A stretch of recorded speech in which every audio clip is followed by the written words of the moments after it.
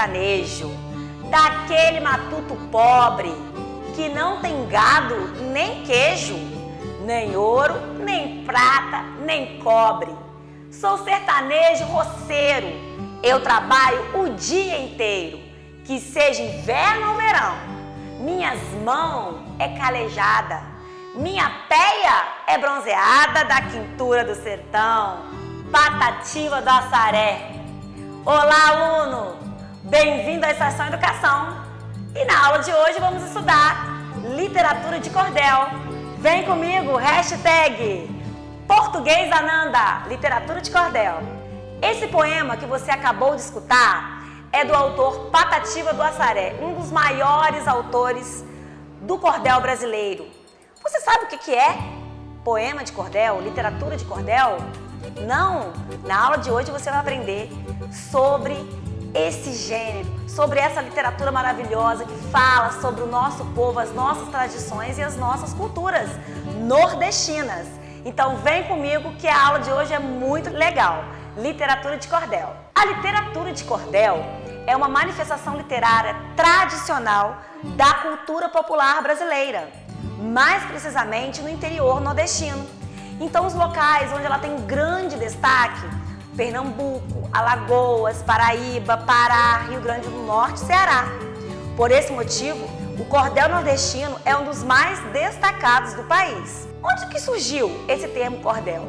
Olha, eu coloquei uma imagem aqui no slide que mostra vários livrinhos como este aqui que eu trouxe para você visualizar. Vários livrinhos desses penduradinhos em vários pregadorzinhos. Então o termo cordel, ele é uma herança portuguesa. Essa manifestação artística foi introduzida por eles no Brasil no final do século XVIII. E por que eu chamei a atenção de vocês para essa imagem? Porque era assim que esses livros eram vendidos. Eram livros escritos, nós vamos entender como eles eram produzidos, e eles eram vendidos assim, colocados numa cordinha com um pregador segurando. Por isso lembra corda, cordel. Entendeu? Na Europa, ela vem da Europa. Ela começou a aparecer no século XVII em outros países, na França, Espanha e Itália, e se popularizou no período do Renascimento. Sua origem, na origem da poesia de cordel, da literatura de cordel, muitos poetas vendiam seus trabalhos, como eu falei, nas feiras das cidades, dessa forma, com os livrinhos presos com os pregadores. Mas, com o passar do tempo e com o advento da rádio, da televisão, essa literatura foi, essa arte foi decaindo, infelizmente. Quais são as características da literatura de cordel? Ela traz muito forte, enraizada nela, tradição literária regional. Ela é bem diferente da literatura tradicional. Nós vamos entender por quê. Ela é feita em versos, ou seja, um poema escrito de forma poética. A estrutura do cordel é a estrutura de um poema normal. São tratados nos cordéis temas populares e da cultura popular brasileira, sempre trazendo, principalmente como ela foi muito forte no sertão, vai trazer muitas questões que envolvem situações vividas lá pelos nordestinos. Como a gente sabe que lá existe muita taxa de analfabetismo, então os poetas traziam essa linguagem popular, bem regional, bem oral, bem informal, como no trecho que eu citei, que na hora de eu declamar a poesia do Patativa do Assaré, ele fala minha peia, quer dizer, minha perna. Então ele usa palavras de uma linguagem bem informal para trazer essa característica bem específica do nordestino, trazer essa variação linguística forte do Nordeste, que é respeitada porque ela traz a tradição cultural do nosso Brasil, daquele pedaço do nosso Brasil. Esse tipo de manifestação tem como principais características oralidade e a presença de elementos da cultura brasileira. Sua principal função social é informar e, ao mesmo tempo, diverte os leitores. Oposto à literatura tradicional, porque a literatura tradicional foi impressa em livros, Ela é uma tradição literária regional, ela é feita em folhetos, como eu mostrei aqui, ela foi escrita em forma de folhetos, que são pequenos livros, com a capa de xilogravura, Depois nós vamos entender o que é uma estilogravura. E vai ficar pendurada no barbante ou uma corda com um pregador, daí o nome cordel, que veio da tradição de ficar exposta para ser vendida nas cordas. A literatura de cordel, ela é considerada um gênero literário, tá? Então ela está dentro da nossa literatura, foi enraizada, foi agregada à nossa literatura e ela é feita em versos, ela tem essa estrutura de poema, mas ela se afasta dos cânones na medida em que incorpora uma linguagem em temas populares. Então, eu não tenho muita regra específica de rima, de quantidade de versos, quantidade de estrofes, de um poema mais tradicional, mais formal, porque ele traz toda essa questão da variação linguística e dos temas populares nordestinos. Então, além disso, essa manifestação recorre a outros meios de divulgação. Em alguns casos, os próprios autores divulgam seus poemas. Então, nessa época que ele surgiu no Brasil, os próprios autores, né, os poetas que escreviam os poemas nos livretos, eles mesmos penduravam para eles mesmos venderem suas obras.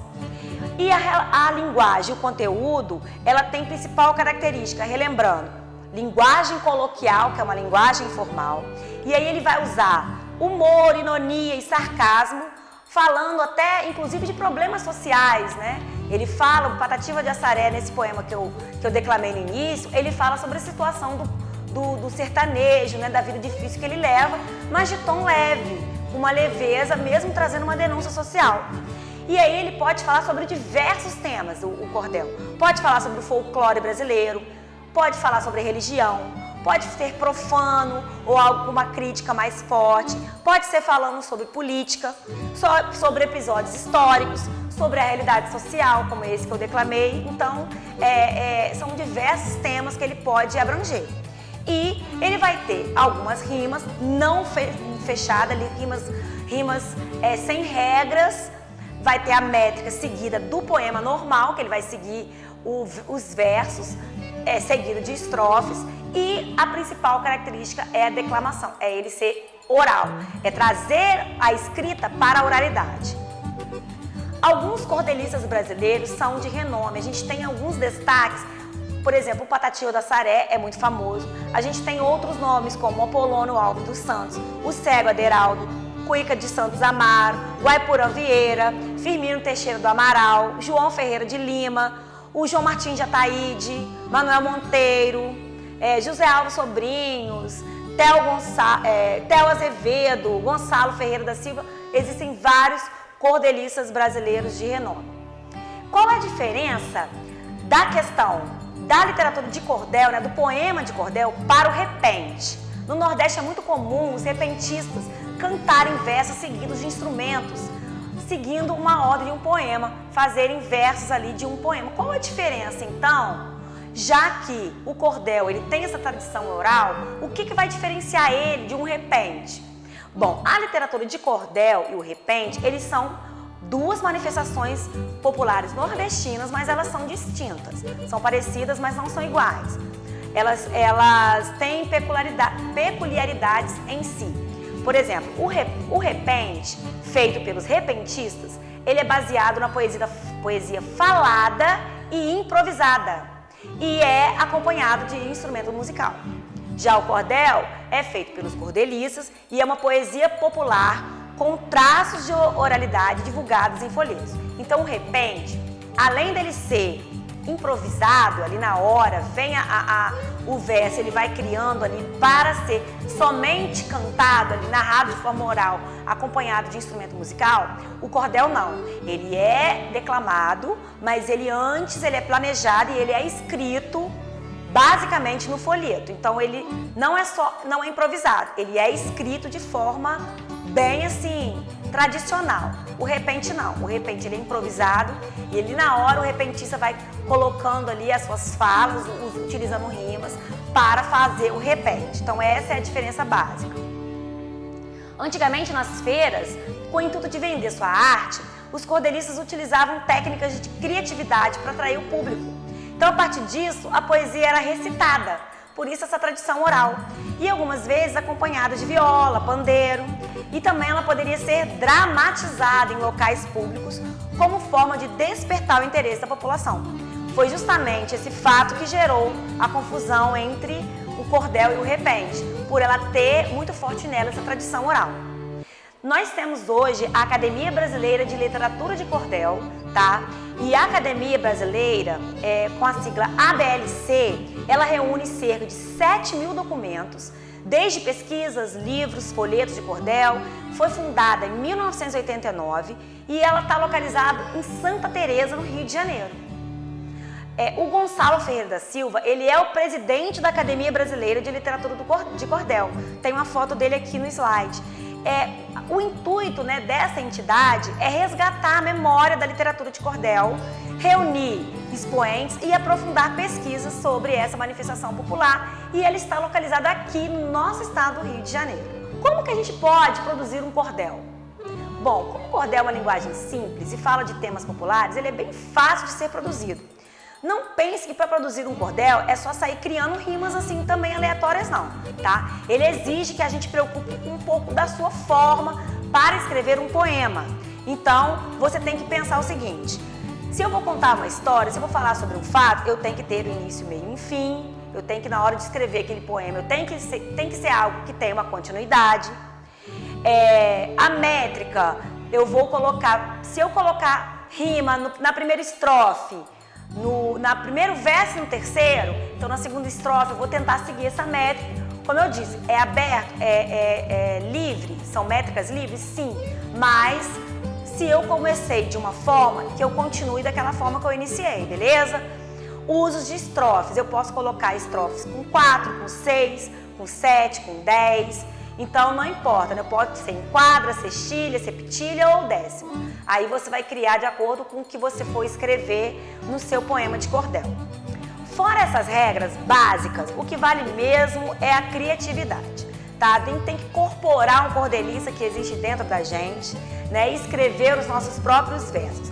Vamos pensar sempre assim numa história que eu desejar contar sobre minha vida, sobre a vida de alguém que eu conheça, ou sobre uma situação social, uma denúncia social, e pode colocar um pouquinho de humor para gerar aquela ironia legal, que fica interessante também utilizar essa figura de linguagem no cordel. E o interessante, de repente, é levar para a escola para produzir o cordel sobre diversos temas diferentes. E aí os alunos podem produzir assim folhetos e cada turma produzir sobre um tema e depois fazer uma exposição na escola. É muito interessante e requer muito trabalho e é muito prazeroso escrever um poema de cordel. Pode ser temas do cotidiano, pode ser sobre o amor romântico, ou pode ser também algo para crianças, infantis. Como eu disse, como é social, sobre situações vividas no nosso cotidiano, o que vale é a criatividade de colocar ali no papel, né, o seu pensamento. E, como eu falei com vocês, todo cordel, a capa dele, ele tem uma ilustração. Essa ilustração que tem em toda a capa do cordel, eu trouxe para vocês também aqui uma imagem no slide. Todo cordel, como ele é um livrinho, ele tem uma ilustração. Essa ilustração ela é chamada de xilogravura, tá? A xilogravura é uma forma bem antiga de se fazer impressão. Desde a Idade Média se utiliza essa técnica como se fosse um carimbo para fazer livros. Então, você pode pedir sua professora de artes para te ajudar nesse trabalho aí, para criar a capa do seu folheto de poesia de cordel. Vai ficar muito legal. Mas eu trouxe para você aqui algumas passo a passo para você produzir a sua xilogravura, tá? Antes que você pense que é difícil, não é fazer essa xilogravura. Você vai usar essa técnica e ele é bem fácil. O que você precisa para fazer uma capa de um cordel usando a xilogravura? Uma bandeja de isopor, aquela que vem carne, lápis preto, tinta guache ou acrílica, tesoura e rolo de tinta, tá? Qual é o passo a passo? Ó, eu trouxe essa imagem para você visualizar aí como que você vai fazer. Primeiro, eu vou recortar as bordas da bandeja de isopor e deixar com as bordas arredondadas. Vou arredondar a borda da bandeja. Segundo, com lápis, faça o desenho que melhor retrata o tema do seu cordel. Então, se eu for falar, por exemplo, que fez uma flor, vou falar sobre a natureza, sobre o desmatamento, então eu vou fazer um desenho que retrata o tema do meu cordel e aí eu vou afundar o lápis bem no isopor, para que ele fique com os sulcos bem definidos, né? Com a borda do desenho bem definido. Desenho simples, tá, gente? Não precisa ser um desenho muito complexo, não. Depois eu vou aplicar o quê? A tinta, tá? Nesse isopor com auxílio do rolo, do pincelzinho. E eu vou aplicar a tinta ali. E aí eu vou pressionar a bandeja do isopor no papel que você tá fazendo a capa do cordel, tá? Cuidado na hora de tirar para não borrar. Você pode fazer ele todo com a tinta preta para ficar tipo um sombreadozinho no papel. Ou você pode usar tinta colorida e deixar ele bem colorido. Aí vai da sua imaginação ou do que você quer passar ali naquele poema que você escreveu, que você vai ilustrar depois, tá? Então aí vai da sua imaginação, mas é bem fácil fazer uma xilogravura. É uma técnica muito legal, é uma arte, é muito interessante. Então, uma dica que eu dou é o seguinte: as letras para o título do seu folheto, que você vai colocar um título no seu poema, né? Então, essas letras podem ser feitas do mesmo jeito, utilizando a xilogravura. Só ter cuidado, porque no isopor elas precisam ficar ao contrário. Porque quando eu vou virar o isopor, vai ficar escrito de forma correta. Então, no isopor, eu tenho que fazer o afundamento ali nos sulcos com lápis de forma contrária, tá? Como se fosse um espelho. Então, você também pode fazer ilustrações usando madeira, se tiver disponibilidade, que fica legal pra caramba.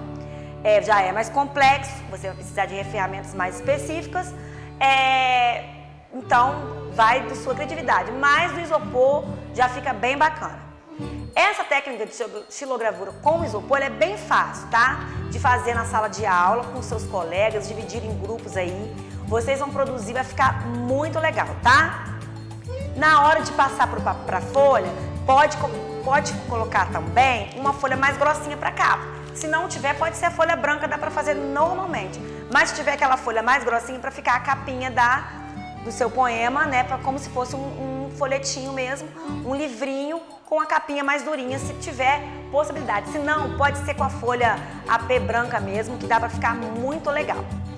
Agora eu vou recitar para você mais um cordel, tá? É um trecho de Proezas de João Grilo, de João Martins de Ataíde.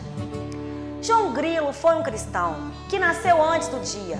Criou-se sem formosura, mas tinha sabedoria, e morreu depois da hora pelas artes que fazia. E nasceu de 7 meses, chorou no bucho da mãe. Quando ela pegou um gato, ele gritou: "Não me arranhe, não jogue neste animal, que talvez você não ganhe." Na noite que João nasceu, houve um eclipse na lua e detonou um vulcão, que ainda continua. Naquela noite correu um lobisomem na rua. Porém, João Grilo criou-se, pequeno, magro e sambudo, as pernas tortas e finas, e boca grande e beiçuda. No sítio onde morava, dava notícia de tudo. Esse poema é de Martins de Ataíde, um grande cordelista brasileiro. O cordel também já esteve presente na TV. Já foi uma novela chamada Cordel Encantado, que trazia aí nas suas histórias várias falas dos personagens através de poemas. Foi uma novela bem legal que retratou principalmente a vida do nordestino. Vale a pena conferir. E por hoje é só, querido aluno. Você gostou de aprender sobre a literatura de cordel? Então, espero que você coloque em prática, incentive o seu colega da escola a fazer a produção desse poema tão legal e também produzir a ilustração, a xilogravura. Vai ser um trabalho incrível, você vai amar. Espero que você tenha aprendido bastante e até a próxima aula, se Deus quiser. Um beijo da professora Nanda. Tchau, tchau!